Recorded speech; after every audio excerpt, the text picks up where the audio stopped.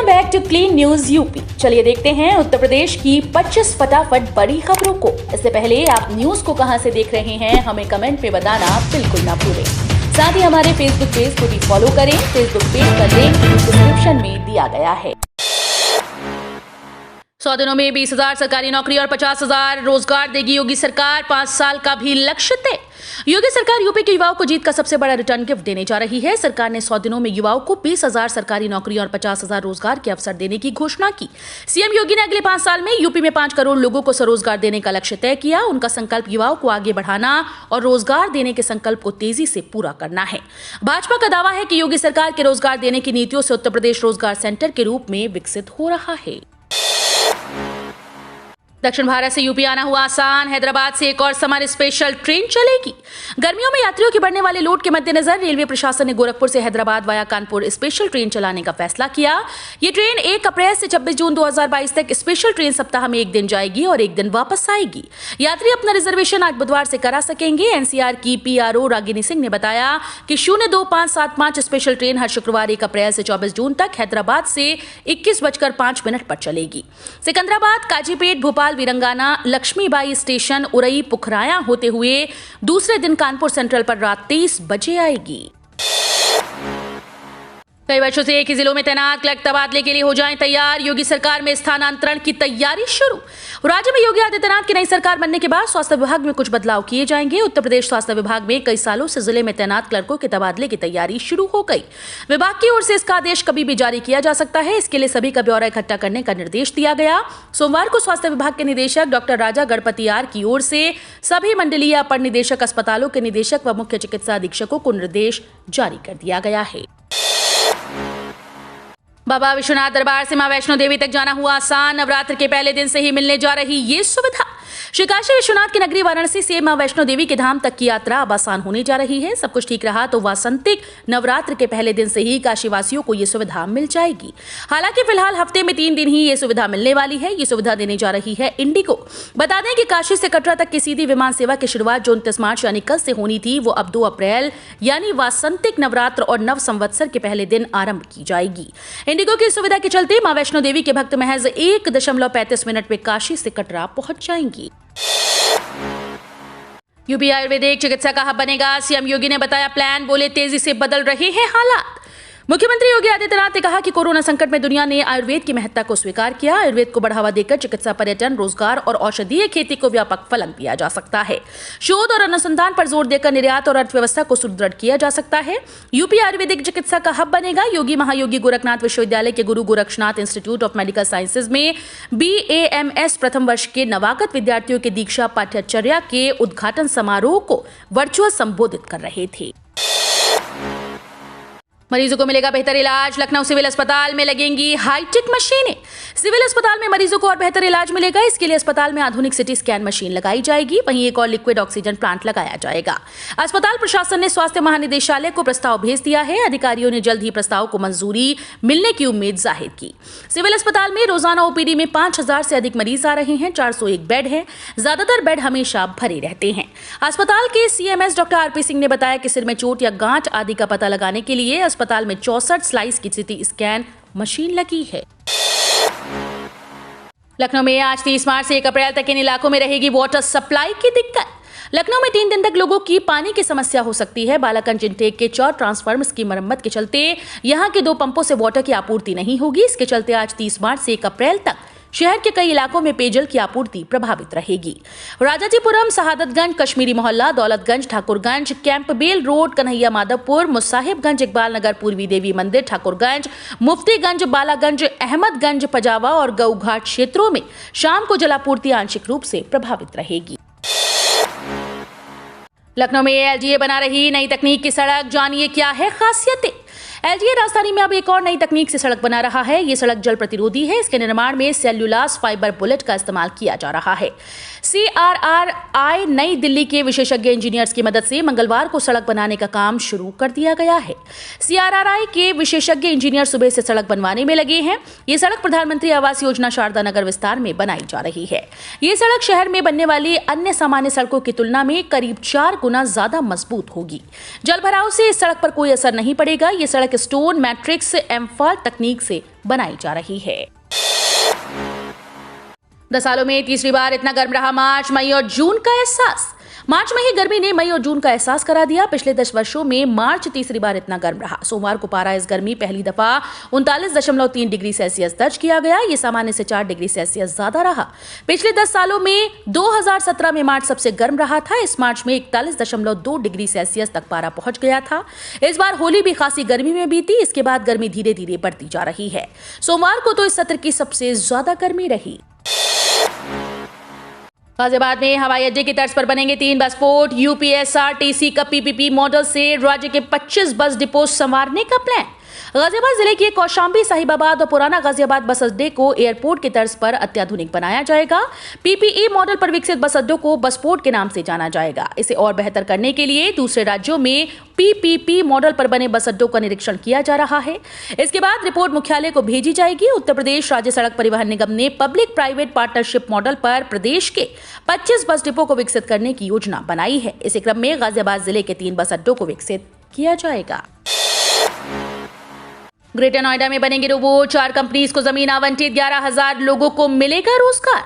Greater Noida में 4 बड़ी companies ने निवेश के लिए जमीन खरीदी है। इनमें रोबोट बनाने वाली कंपनी भी शामिल है। इन चारों में से एक कंपनी डीएमआईसी आईआईटी जीएनएल की इंटीग्रेटेड इंडस्ट्रियल टाउनशिप में और शेष 3 ग्रेटर नोएडा में अपनी इकाई स्थापित करेंगी। इन कंपनीज से करीब 1600 करोड़ रुपए का निवेश आएगा और करीब 11,250 युवाओं के लिए रोजगार के अवसर मिलेंगे। इससे प्राधिकरण को 90 दिनों में बतौर जमीन की लागत के रूप में करीब 160 करोड़ रुपए प्राप्त होंगे। युवा किसान, महिला और बुजुर्ग पर आधारित होगा योगी सरकार 2.0 का पहला बजट। सर्वाधिक आबादी वाले उत्तर प्रदेश में योगी सरकार 2.0 का आगामी बजट किसान, युवा, महिला और बुजुर्गों के हितों को ध्यान में रखकर तैयार किया जा रहा है। योगी सरकार 2.0 का यह पहला बजट 6.5 लाख करोड़ का हो सकता है, जो कि यूपी के लिए बेहद ही खास होगा। योगी सरकार 2.0 के पेश होने वाले पहले बजट को लेकर मुख्यमंत्री योगी आदित्यनाथ ने आबकारी, वित्त और राजस्व विभाग के आला अधिकारियों के साथ बैठक की। उन्होंने बैठक में आला अधिकारियों को निर्देश दिए कि सभी मुख्य बिंदुओं को ध्यान में रखकर नए बजट को तैयार करें। उन्होंने आगामी बजट पर अधिकारियों के साथ चर्चा करते हुए कहा कि विभाग और सभी विषयों को ध्यान में रखकर नया बजट तैयार करें। योगी सरकार 2.0 का यह आगामी बजट सुशासन, सुरक्षा और विकास पर आधारित होगा, जिससे यूपी को नई ऊंचाइयां मिलेंगी। डिजीलॉकर पर अपलोड हुई 20 लाख डिग्री अंक तालिकाएं, कॉल सेंटर भी शुरू। आगरा के डॉक्टर भीमराव अंबेडकर विश्वविद्यालय में 20 लाख छात्र छात्राओं की अंक तालिका और डिग्रीज को डिजीलॉकर ऐप पर अपलोड कर दिया गया। 2015 से पहले के गोपनीय चार्ट में छेड़छाड़ रोकने के लिए इनका डिजिटलाइजेशन किया जा रहा है।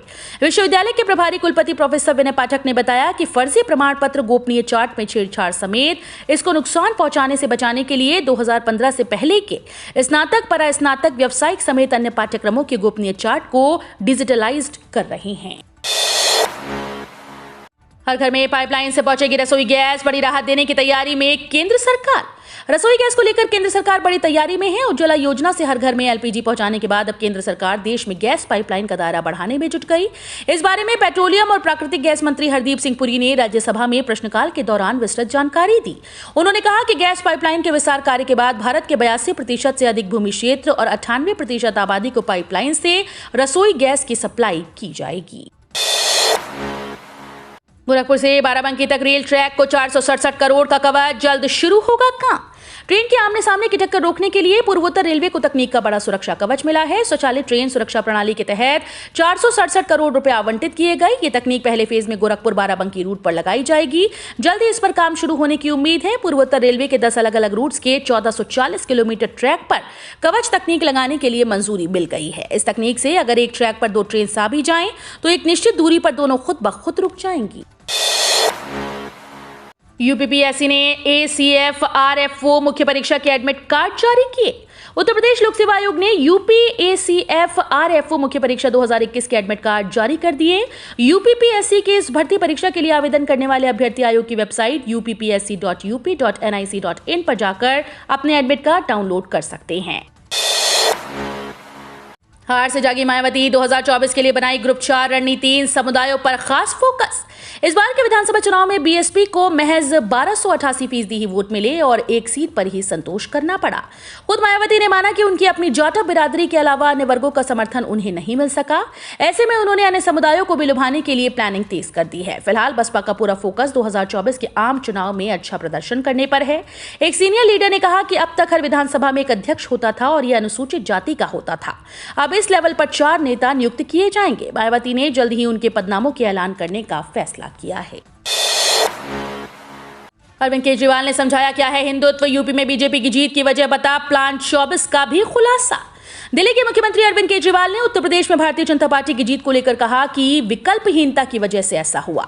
उन्होंने कहा कि विपक्ष हाथ पर हाथ धरे बैठा रहा। दिल्ली के बाद पंजाब में जीत से उत्साहित आम आदमी पार्टी के संयोजक ने 130 करोड़ जनता का गठबंधन बनाने की इच्छा जाहिर करके राष्ट्रीय स्तर पर विस्तार का संकेत दिया। एक टीवी इंटरव्यू में केजरीवाल ने हिंदुत्व की परिभाषा बताते हुए भाजपा पर निशाना साधा।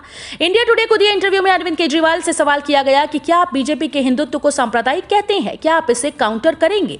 इसके जवाब में केजरीवाल ने कहा, ना मेरी बीजेपी से लड़ाई है, न कांग्रेस से। हिंदुत्व की परिभाषा मैंने कई बार बताई, मैं उस पर यकीन करता हूं और पूरा देश उस पर विश्वास करता है। रामायण और गीता में जो लिखा है वो हिंदुत्व है। मेडिकल छात्रों को झटका, इस देश की डिग्री भारत के एमबीबीएस के बराबर नहीं, एनएमसी ने बताया। राष्ट्रीय चिकित्सा आयोग ने कहा कि फिलीपींस के विज्ञान पाठ्यक्रम में बैचलर डिग्री को भारत में एमबीबीएस पाठ्यक्रम के बराबर नहीं माना जा सकता, क्योंकि इसमें जीव विज्ञान के विषय शामिल हैं जो यहां 11वीं और 12वीं कक्षाओं के विषयों के बराबर हैं। आयोग ने अपने हालिया नोटिस में यह भी कहा कि नियमों के अनुसार विदेशी मेडिकल योग्यताएं या पाठ्यक्रम जो भारत में एमबीबीएस पाठ्यक्रम के बराबर नहीं है, उन्हें देश में चिकित्सा सेवाओं के पंजीकरण के लिए पात्रता के योग्य नहीं माना जा सकता। सेना में भर्तियों को लेकर प्रियंका गांधी ने रक्षा मंत्री को लिखा पत्र, आयु सीमा में मांगी छूट। भारतीय सेना में भर्तियों के परिणामों, नियुक्तियों में देरी व भर्ती रैली से जुड़े मुद्दों को लेकर कांग्रेस महासचिव प्रियंका गांधी ने मंगलवार को रक्षा मंत्री राजनाथ सिंह को पत्र लिखा।